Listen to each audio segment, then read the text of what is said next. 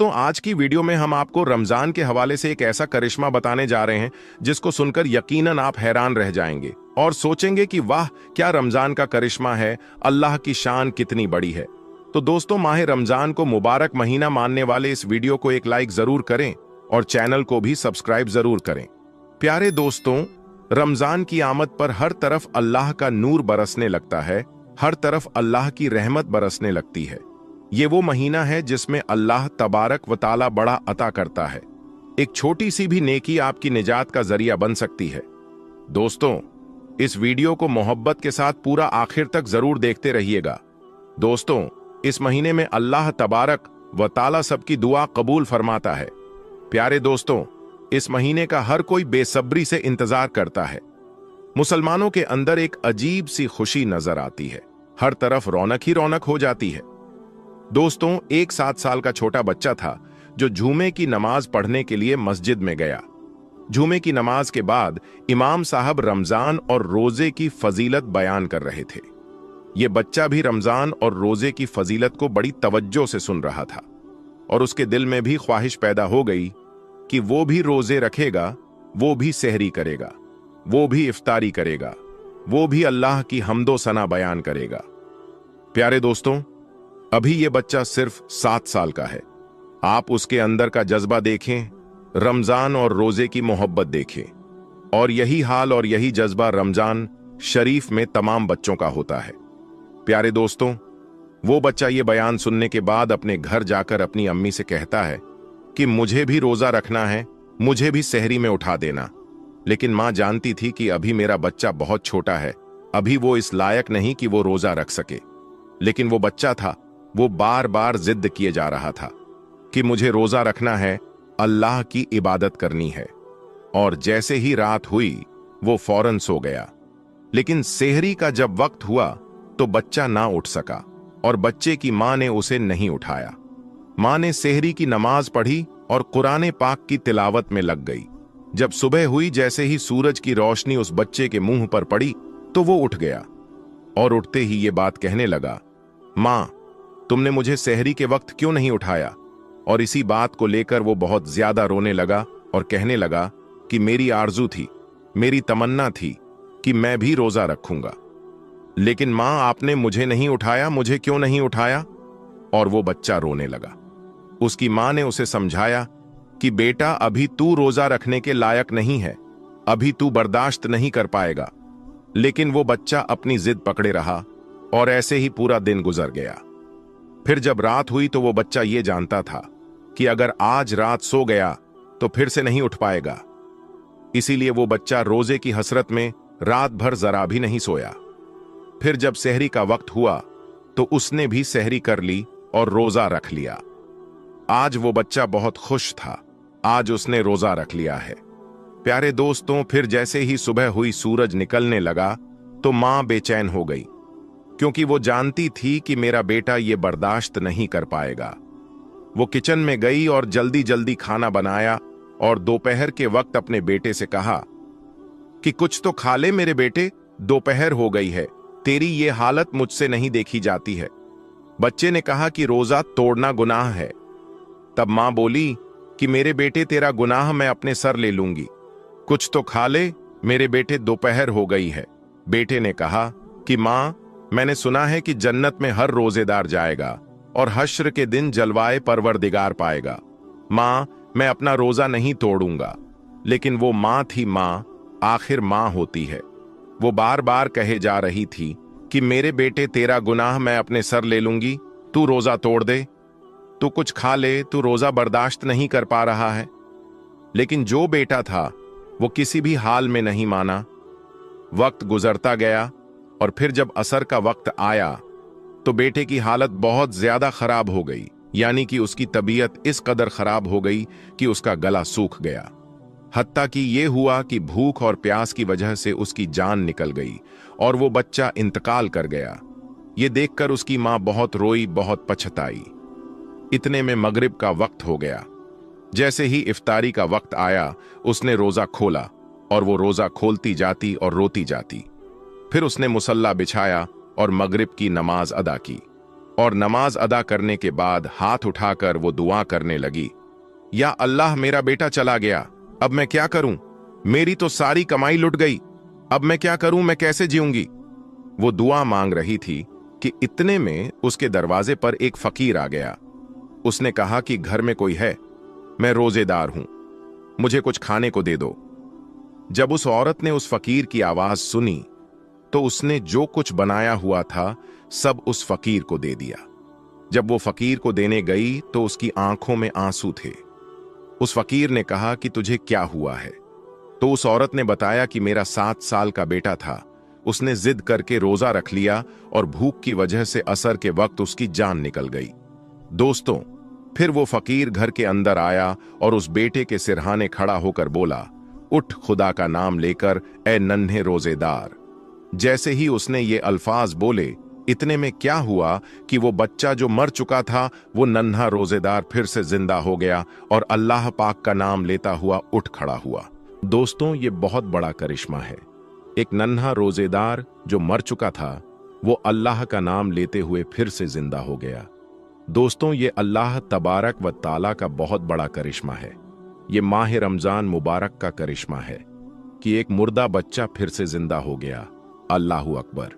रमजान का क्या करिश्मा है, अल्लाह की शान कितनी बड़ी है।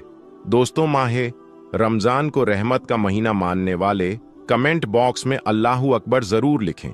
दोस्तों, अब हम आपको शरीफ भाई और उनकी 7 साल की बच्ची के रोजे के बारे में बताएंगे, जिसे सुनकर आपके रोंगटे खड़े हो जाएंगे और आपकी भी आंखों में आंसू आ जाएंगे। इसलिए आप इस वीडियो को आखिर तक जरूर देखें। दोस्तों, शरीफ भाई एक बड़े से बंगले में माली थे और वहां पर काम किया करते थे। एक बार वो काम पर जा रहे थे तो उनकी 7 साल की बेटी कहने लगी, बाबा, आज मेरा भी रोजा है और आज इफ्तारी में आप वहीं लेकर आएंगे जो मैं कहूंगी। शरीफ भाई अपनी 7 साल की बेटी की आवाज सुनकर रुक गए और फिर बेचैनी से पीछे मुड़कर पहले बेटी को देखा और फिर अपनी बीवी को देखने लगे। बेटी ने कहा, मुझे इफ्तारी में बिरयानी खानी है और रायता और सलाद भी होना चाहिए और समोसे भी, पकौड़े भी और खीर भी, बस इतना ही। उस नन्ही परी ने उंगलियों के पोरों पर एक एक चीज अपने बाप को गिनवा दी, लेकिन उसके गरीब बाप के पास अपनी बेटी की यह ख्वाहिश पूरी करने के लिए जेब में एक सिक्का तक नहीं था। बेबसी से वो अपनी प्यारी सी बेटी का चेहरा देख रहा था जो बाप के मुंह से जवाब सुनने के लिए बेताब खड़ी थी। शरीफ भाई ने बेटी से कहा, इंशाअल्लाह मेरी जान, मगरिब की नमाज में वक्त है, पहले जौहर की नमाज पढ़ लो, इफ्तारी में अभी बहुत वक्त है। यह सुनकर उनकी बेटी सना खुशी के मारे उछलते हुए वहां से चली गई। शरीफ भाई अपनी बीवी से कहने लगे, यह क्या पागलपन है, तुमने इसे रोजा क्यों रखवाया, जबकि तुम्हें पता है कि मेरे पास एक वक्त के खाने के पैसे तक नहीं है। कहां से लाऊं मैं इसके लिए इफ्तारी? अगर नहीं लाऊंगा तो इस बच्ची का दिल टूट जाएगा, ये नाराज हो जाएगी। ये सुनकर बीवी ने कहा, हां, तो क्या फर्क पड़ता है उसका, रोजा रखने या ना अपने से, सारा दिन इस बच्ची का रोजा ही तो होता है। मालिक साहब के घर से सड़े हुए फल लेकर खा लिए तो ठीक है, नहीं तो ये पूरा दिन भूखा गुजार देती है, या फिर 10 रुपए का एक बिस्किट का पैकेट दे देती हूं। इससे बेहतर तो मुझे यही लगा कि ये रोजा रख ले, कम से कम बार बार मुझसे खाना तो नहीं मांगेगी। ये कहकर बीवी रोने लग गई। तो शरीफ भाई कहने लगे, मैं मानता हूं, मगर मैं क्या करूं, यहां इन मालिकों की गुलामी से कहां जाएंगे। यहां काम करते हैं तो सर छुपाने को छत और एक वक्त की रोटी मिलती है, वरना बाहर किराए के घरों में जाओगी तो एक वक्त की रोटी के लिए पैसे कमाओगी या फिर घर के किराए के लिए पैसे कमाओगी। इसके बाद शरीफ भाई ने कहा, अच्छा अब रोना बंद कर दो, छोड़ो इस पूरी दुनिया को, हमारे लिए सिर्फ और सिर्फ हमारा रब ही काफी है। जो इन लोगों को इतना मालूम दौलत दे सकता है, वो परवरदिगार हमें भी 2 वक्त की रोटी दे सकता है। ये सुनकर उसकी बीवी आंसू पोंछते हुए कहने लगी, शरीफ, आपकी यही बात मेरे दिल को सुकून पहुंचा देती है। शरीफ भाई ने कहा, ठीक है, मैं जाता हूं और शाम को मालकिन से कुछ पैसे मांग लूंगा। उन्होंने दे दिए तो अपनी गुड़िया के लिए इफ्तारी में उसकी मनपसंद चीजें ले आऊंगा। ये कहकर वो चले गए। असर की नमाज पढ़ने के बाद शरीफ भाई सीधा अपनी मालकिन के पास आए, जो बड़ी सी LED पर कोई शो देख रही थी। शरीफ भाई को देखते ही मालकिन शुरू हो गई और कहने लगी, क्या सारा काम हो गया? बाकी हालत चंद दिन पहले मैंने देखी थी, बहुत बुरी थी, मगर मैं आज देख कर आई हूं, कुछ बेहतरी नजर आई है। काम चोरी के बजाय मेहनत किया करो, नहीं तो और भी लोग हैं, मैं किसी और को रख लूंगी। तो शरीफ भाई कहने लगे, नहीं नहीं, मैं बहुत मेहनत कर रहा हूं, खुदारा ऐसा मत करो। शरीफ भाई तो वहां से निकल जाने सुनकर भी कांप जाते थे कि इस घर की चार दीवारी से निकलकर कहां जाऊंगा। वो सर झुकाए खड़े हुए थे। तो मालकिन कहने लगी, अब जाओ यहां से, मुंह उठाकर क्यों खड़े हो गए? तो शरीफ भाई कहने लगे, बेगम साहिबा, वो आज मेरी बेटी सना का रोजा है। आपको तो पता है मैं और मेरी बीवी तो आपकी तरफ से मिलने वाली इफ्तार से रोजा खोल लेते हैं, मगर वो बच्ची है, पहले रोजे की खुशी में उसने मुझसे कुछ पर फरमाइशें की हैं। उसे इफ्तार में उसकी मनपसंद की चीजें चाहिए, मगर बेगम साहिबा मेरे पास जेब में 1 रुपए तक नहीं है, इसलिए आप मेहरबानी करके मुझे आज कुछ पैसे दे दो तो मैं अपनी बेटी के लिए। अभी उन्होंने इतना ही कहा था कि इतने में मालकिन उनकी बात को बीच में काटते हुए कहने लगी, तुम एक काम क्यों नहीं करते कि तुम यहां आकर हमारे बंगले में रहने लगो, और हम तुम्हारी जगह सारे काम भी कर दिया करेंगे, और जो एक कमरा तुम्हें रहने के लिए दिया है वहां हम रह लेंगे। अब की बार मालकिन के लहजे में बदतमीजी का भी असर था। वो कहने लगी, जब देखो इस काम के लिए पैसे चाहिए, उस काम के लिए पैसे चाहिए। अगर बेटी की इफ्तारी के लिए तुम्हारे पास पैसे नहीं थे तो उसे रोजा क्यों रखवाया? अभी उसे पानी पिलवाकर रोजा खुलवा दो, मगर बेटी का रोजा रखवाकर हम पर एहसान मत करो। उस दिन पैसे दिए थे तुम्हारी बेटी के इलाज के लिए, अब और उम्मीद मत रखो और जाओ यहां से। शरीफ भाई आंखों में नमी लिए बाहर आ गए, जबकि मालकिन गुस्से से सर झिड़कती हुई वापस सोफे पर जाकर बैठ गई और शो देखने लगी। शरीफ भाई वहां से आने के बाद बेहद उदास थे, लेकिन उन्होंने अपनी बेटी को प्यार से समझाने की कोशिश की। बेटी ने कहा, बाबा, आज आप मेरे लिए तेरी इफ्तारी में वो सब कुछ नहीं लेकर आए जो मैंने आपसे कहा था। तो शरीफ भाई ने कहा, मेरी बेटी, हम सादगी से इफ्तारी करेंगे, जैसे कि हमारे प्यारे नबी हजरत मोहम्मद मुस्तफ़ा सल्लल्लाहु अलैहि वसल्लम किया करते थे। प्यारे नबी पाक हजरत मोहम्मद मुस्तफ़ा सल्लल्लाहु अलैहि वसल्लम का नाम सुनते ही बेटी की आंखें खुशी और तजस्सुस से चमक उठी। वो बोली, बाबा, क्या सच में हमारे प्यारे नबी पाक सल्लल्लाहु अलैहि वसल्लम सादगी से इफ्तारी करते थे? और वो क्या क्या खाते थे इफ्तार में? बेटी के चेहरे की चमक देखकर मां भी मुस्कुराने लगी। शरीफ भाई ने अपनी बेटी से कहा, जी मेरी बेटी, हमारे प्यारे नबी हजरत मोहम्मद मुस्तफ़ा सल्लल्लाहु अलैहि वसल्लम बिल्कुल सादगी के साथ सहरी और इफ्तारी करते थे। खाने में उनकी पसंदीदा चीज खजूर थी, और इसके अलावा उनको जो भी मिल जाता अल्लाह का लाखों शुक्र अदा करते हुए बाखुशी खा लेते थे। बल्कि कई बार तो हमारे प्यारे नबी सल्लल्लाहु अलैहि वसल्लम इफ्तारी में सिर्फ खजूरें खा लेते और कई बार भूखे रह जाते, लेकिन कभी नाशुक्री नहीं करते, बल्कि अल्लाह के शुक्रगुजार रहते। बाप की बातें सुनते हुए बेटी सन्ना मुस्कुरा रही थी। वो कहने लगी, ठीक है बाबा, मैं भी आज सादगी के साथ रोजा खोलूंगी और अल्लाह पाक का शुक्र अदा करूंगी। शरीफ भाई ने उसकी बात सुनते हुए गहरा सांस लिया और झुककर अपनी लाडली बेटी का माथा चूमा। दोस्तों, शरीफ भाई ने अपनी बेटी को समझा दिया कि हम सादगी से इफ्तार करेंगे और बेटी मान गई। शरीफ भाई की बीवी, जिनका नाम सलमा था, वो भी ये सब कुछ सुनकर मुस्कुराने लगी और उठ खड़ी हुई, क्योंकि उन्हें घर की मालकिन के साथ इफ्तारी तैयार करने में मदद करनी थी। सलमा ने मालकिन से कहा, बेगम साहिबा, आज बहुत गर्मी है, लाएं मुझे दे दें, मैं खाना बना देती हूं। तो मालकिन, जो उस वक्त गर्मी में किचन के चूल्हे के सामने खड़ी थी और बिरयानी बना रही थी, वो कहने लगी, नहीं, मैं खुद कर लूंगी, बड़ी मेहरबानी तुम्हारी। दरअसल तुमसे पहले जो मेरी काम वाली थी, मैं भी खाना उससे बनवा लिया करती थी, मगर फिर कुछ वक्त के बाद उसने किचन में चोरी करना शुरू कर दी। कभी सालन चुराकर डिब्बे में भरकर ले जाती, तो कभी फ्रिज से गोश्त वगैरह चुरा लेती थी, और कभी मसालों के डिब्बों से मसाले चुरा कर ले जाती थी। बस मैंने फिर उसे काम से निकाल दिया और उस दिन के बाद मैं किसी पर भरोसा नहीं करती, खाना खुद ही बनाती हूं। सलमा उसकी बात अच्छे से समझ गई और उसे उसके हाल पर छोड़ती हुई वहां से निकल आई।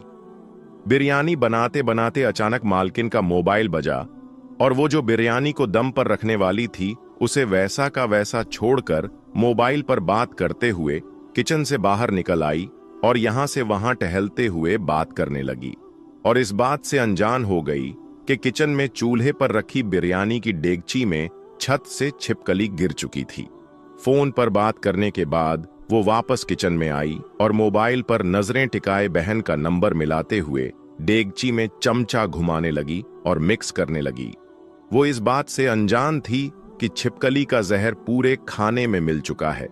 मगरिब की अजान होने वाली थी और वो मालकिन, उसका शौहर और उसकी बेटी नैना सब इफ्तारी करने में मशगूल हो गए, जबकि शरीफ भाई और उनकी बीवी और बेटी किचन में बैठे उनके खाना खत्म करने का इंतजार करने लगे, क्योंकि उनसे बचा खुचा खाना ही इनको मिलता था। इतने में मालकिन का शौहर कहने लगा कि इनको यानी शरीफ के घर वालों को अंदर से बुलाकर खाना निकाल कर दे दो, आज उस बच्ची का भी रोजा है। तो मालकिन ने कहा, आपको कितनी बार कहा है मेरे मामलात में दखलंदाजी मत करो। मुझे अच्छे से पता है कि इन नौकरों को कैसे उनकी हद में रखना है। अगर आज उनके साथ अच्छाई करूंगी तो कल को ये सर पर बैठकर नाचेंगे। मुझे अच्छे से पता है, आप खामोशी के साथ अपना खाना खाएं। ये सुनकर उसके शौहर ने अफसोस में सर हिलाया। इतने में बेटी नैना जो बिरयानी खा रही थी वो कहने लगी, आज तो मम्मा का सारी बिरयानी खाने का इरादा है। ये सुनकर मालकिन ने अपनी बेटी की तरफ देखा जो पूरी प्लेट बिरयानी खा चुकी थी। तो मालकिन ने कहा, सलमा अंदर से और बिरयानी लेकर आओ मेरी जान के लिए। मालकिन की आवाज पर सलमा ने जैसे ही डेगची का ढक्कन खोलकर उसे चमचे से हिलाया तो उसकी आंखें फटी की फटी रह गईं कि डेगची के अंदर एक छिपकली मरी हुई पड़ी थी। वो उसका ढक्कन जमीन पर फेंकती हुई बाहर निकल आई। बाहर आकर देखा तो मालकिन की बेटी नैना अपने गले को दोनों हाथों से पकड़े हुए अम्मा को पुकार रही थी और उसके मुंह से झाग निकल रहे थे।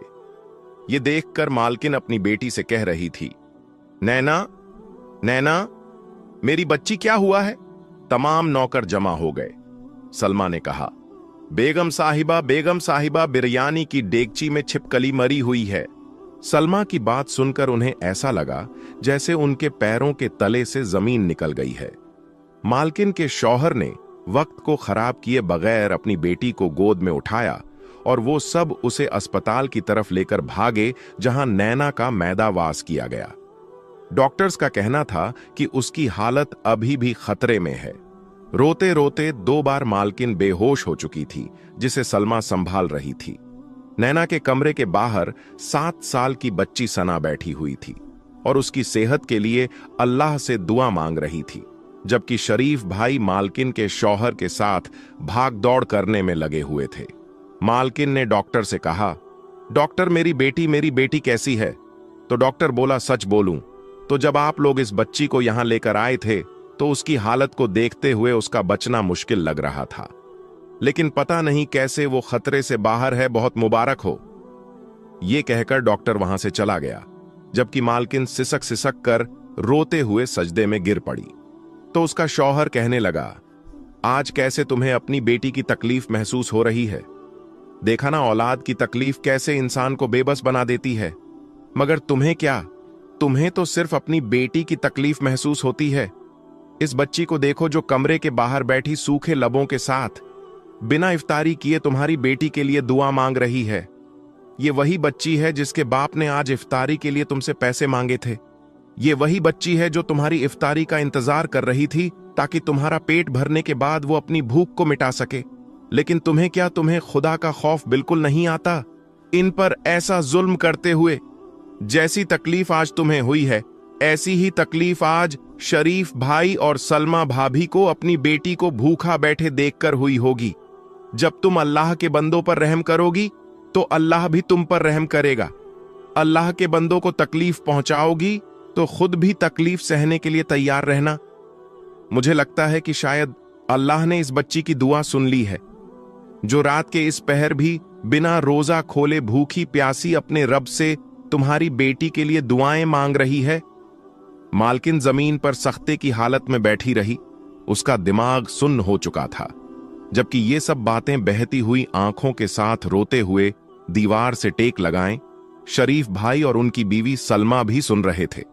15 मिनट सख्ते की अंदाज में बैठने के बाद वो वहां से उठी और बेजान होते हुए कदमों को घसीटते हुए 7 साल की सना के पास आई, जो कमरे के बाहर दोनों हाथ दुआ के लिए उठाए बैठी थी और कह रही थी, नैना ठीक हो जाएगी।